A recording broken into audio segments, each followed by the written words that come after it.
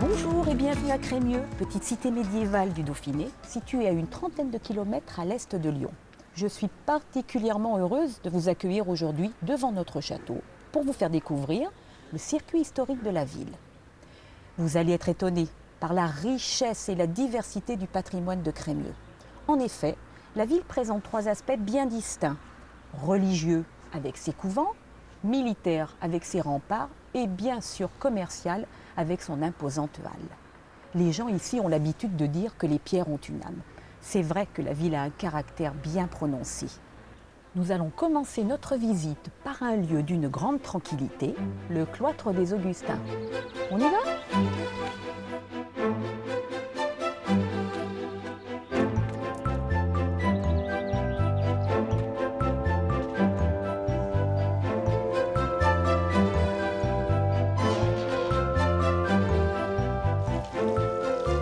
N'hésitez pas à pousser la lourde porte de ce cloître. Ici, tout est calme et tranquillité.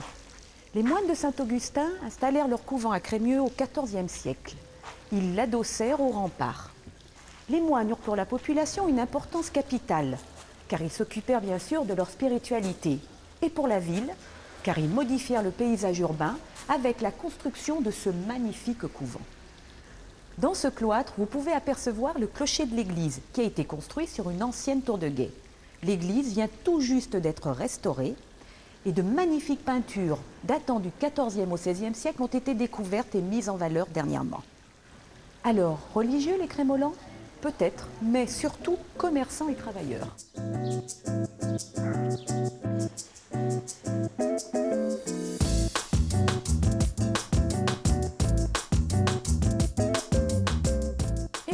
Nous sommes maintenant dans les ruelles typiques de Crémieux. Vous pourrez y découvrir des échoppes. Le système était simple. L'artisan travaillait au rez-de-chaussée. Il vendait bien sûr également. À l'étage, il vivait avec sa famille. Et tout en haut, si vous observez bien, vous pouvez voir une poulie qui servait simplement à monter les marchandises sans se fatiguer. Aujourd'hui, de nombreux artisans et commerçants ont redonné vie à cette tradition commerciale.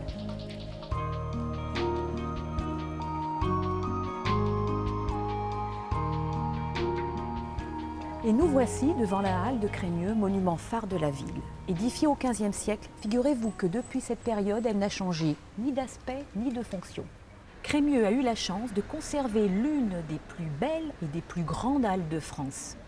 Le marché s'y déroule toujours, ainsi que de nombreuses manifestations, car c'est avant tout un lieu de vie. Longue de 60 mètres, cette halle est recouverte par des lauses calcaires. Ce qu'on observe immédiatement, c'est cette incroyable charpente toute en chêne et couverte par 400 tonnes de pierre. Elle est vraiment imposante, cette halle de Crémieux. Approchez, je vais vous montrer quelque chose d'insolite. Savez-vous à quoi servaient ces vasques en pierre taillée ? Eh bien, ce sont des mesures à grains. Chaque vasque correspond à une mesure précise de grains. Le système est simple. On remplit la vasque à ras, on pend le sac, on enlève le bouchon et le tour est joué. Astucieux, ces Crémolans.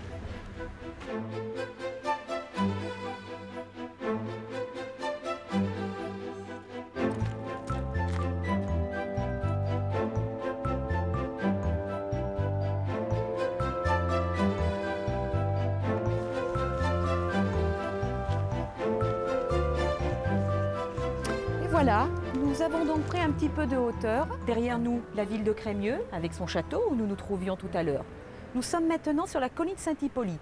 Il faut savoir qu'ici, les moines bénédictins avaient construit un couvent fortifié.